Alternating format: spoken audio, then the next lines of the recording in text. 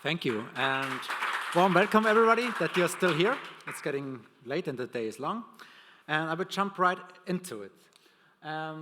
We talked about a lot when we speak of the Fediverse about social media-like stuff, but we know, most of you know this already if you have visited other talks. I will like to talk also about the other parts where the Fediverse can do stuff beyond what we refer to as social media. And for example, the first bullet point here, aggregated calendars. And what does this mean? For example, here is a screenshot from Gancho. Gancho is one of the oldest applications in the Fediverse where you can run event calendars. And it's designed for really small communities. And you see the first node, turn on federation. It's optional. I like that, but I would recommend to turn it on. And there's this button at the bottom, add trusted federated source. So you as an administrator of a website can say, oh, there's this WordPress site, they share events, they are cool, there's this Mobiliso group. I want to list them too, to make them more discoverable and searchable. And this should work, should it? And in order to do so, to make the search work, you have to have certain meta fields, like metadata associated to the event, because you import them kind of and make a local copy to make them searchable. And here is where things can go really wrong, and they still do, sadly. And yeah, like I said, interoperability, what does it mean? It means when a software is taking an object, information from another software, and then it leads to wrong assumptions.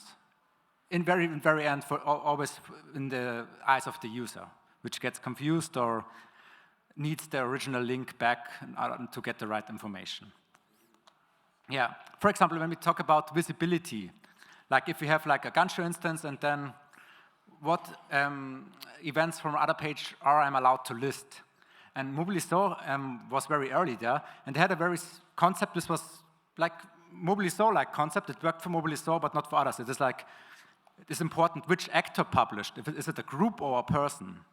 That does really matter if it's like listed on a Mobiliso page, or if it has been announced or just created, or there has an invite been sent to the public. Gancho has like a totally different, everything which has this magic public keyword, like the event is public, will be shown, no matter what. And other communities like Lauti, an event software, which is not federated yet, but they are thinking about doing that. Yeah, they have other conditions, like how much is this a community event or is it more a business-like event? Like to have, because they realized at some point, if your website gets too many events, maybe the important ones which you value in your community get lost because there are just too many things. Yeah, and there's no clear specification for that. I mean, Mastodon has introduced some stuff like discoverability or indexable, but this is for profiles only and not for like the actual event. So in general, event applications have different needs because it's not timeline-based. It's more like you want to filter what's going on today. And maybe is it a concert, is it a demonstration? And by the way, no one is doing anything in the event-related context, which event is trending. For example, that a Mobiliso would search up at, you know, this demonstration is really trending. A lot of people are talking about it, putting it to the front of the start page. It's not happening yet, but maybe it will. And another thing is organizers in events. In Mobiliso, it's pretty straightforward. Like in Mastodon, there's this keyword attributed to in an event, and it says like what is the activity profile which published the event. For Mobiliso, this is equal to the organizer, but on a Gancho, that may not be true, because Gancho always has a functionality like you can allow anonymous persons with no login and no account to just add an event. And moderators maybe have to accept it. And in this scenario, Gancho only has one activity profile. The Gancho instance is not the organizer of the event. It just is the profile which announces it to the Fediverse. And Mastodon will show like, this is the organizer, where the event comes from, and then people start replying to it, like, do I have to bring my this and that? But it's not reaching anyone.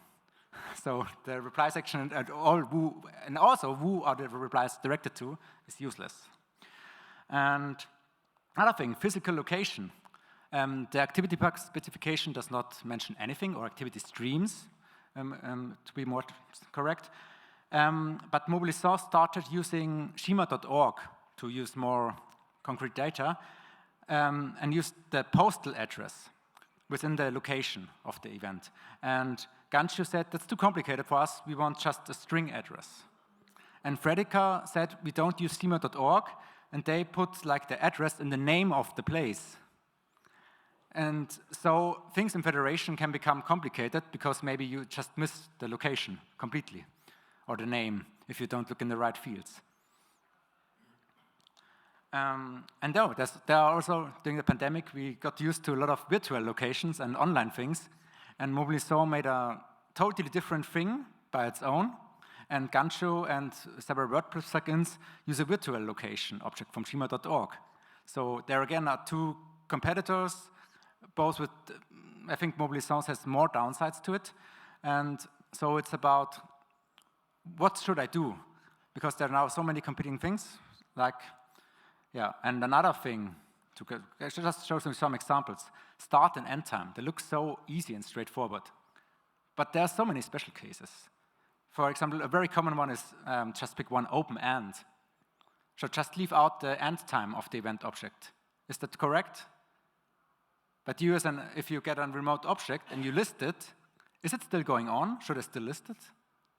Like, maybe it's more like a display issue. Should I display the end time to users and not, does the event have an end time? And there are also things like, okay, an event must have a start time. Might seem reasonable, but what if the event has been postponed? Like there will be a new date. Then there is no start time yet, maybe, known, but there's a previous start time. And you see, it all depends on, there are so many different event applications that have different level of depth, and the needs are so different, but another example, event status. Mobilisor just referred to iCal to have like a confirmed event which is being planned, and a cancelled event. Fredica or Ganshu don't have this concept. So if Mobilisor would send an update and said this event is cancelled, Ganshu would not recognize it and still list it without any, at least if you're just on Ganshu, we would not see it. You have to go to the original source to see what's actually going on, but you have no indicator to do so. And iCal, the iCal specification also misses, like just mentioned, postponed events, which might become handy at some point. And there's a lot of more metadata, and Mobilisor started to add them in a quite unusual way, I think, to add them as attachments. For example, wheelchair accessible events, or if there is a sign language translator to the event. And of course, only other Mobilisor instance in the most recent version could display those stuff. A short intermezzo. What about if Mastodon receives the event? Mastodon does not support events natively, but it converts them to a status. And it does so by using the title of the event, a summary, which is mostly auto-composed by the application who sends the event. And the summary usually contains also the start and end date in a human-readable format, and the ID and URL, so I have a backlink. But it did not support updates until a week ago. So if there would be an update and you would write in the title, cancelled, Mastodon users would not see that, even if the event would be trending and ending up in your timeline. And Sharky always uses the summary as a content warning, even if the sensitive flag is to false. Because there are some applications which do not use the sensitive flag. So they prefer to be on the safe side. And this also leads to a lot of confusion. So events have pretty, it's cool to have an application like Ganshu, which is very simple, made for small communities, and also to have something like Mobilisor, which is like a huge platform where you can make a worldwide event calendar almost, and organize events, and have different level of details. And they all have like different assumptions what is meant by absent fields or by different kinds of expressing stuff. And I think that all these kind of applications have a value to be there. And we should find a common ground so that these like don't confuse users if they appear in federation. And in order to improve this a bit, I started writing a Fediverse enhancement proposal, which is managed on Codeberg. It's a community-driven process. And I proposed one called a common approach on using the event object type. And it's not like meant to be a heavy specification. It's really like more to be a friendly guide for people who implement events or receive them or send them, to tell them all things which might go wrong and give them just things at hand to take into account. And yeah, and it's, like I wrote, the least common denominator. So not to try to solve everything, but the most basic stuff is most important, like for all event applications.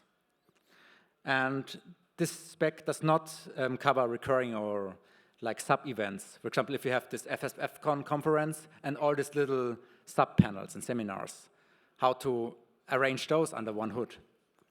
That's not covered there, because this is too complicated in my point of view, and this will come at a later stage. And yeah, what's next? This FAB is up for review and feedback, and I really ask for, if you plan to do events, if you're already doing them, have a look over it and provide feedback, because each event application has a different point of view, which is valuable, and this information is really needed. And I want to make sure we don't end up with a FAB where we 1 year later look like back to it, oh, we missed that special case. Yeah, and there are some applications which are about to implement it and have it on their mind, because I'm in a very good contact with them. And others, I don't have very good contact yet. For example, Friendica or Hubzilla or Plemora, which is doing an implementation right now. Yeah. And another thing I'm diving into is to explore Fediverse discovery providers for events. This is a project which is led by Mastodon. It was decoupling like search and discovery from the ActivityPub specification to do it in a different way via search providers, and to also make those search providers compatible with events. Yeah, and that's basically it. And thanks to LNet, because they fund the work I'm doing, and Codeberg, because they host all my code, and Fediforum for inviting me to give me a stage, and SFSCon, of course. Thank you. Thank you. Thank you so much, André, also for showing opportunities when we are talking about events, to take that into consideration when you think about events in the future. We have 1.5 minutes left. Is there one quick question or comment on what André presented now, maybe? You could do it. Yes, please. Markus. A comment to one of the last things you said, that all other event platforms have their value. That's so wonderful. Saying that all are interesting, all contribute, all bring value.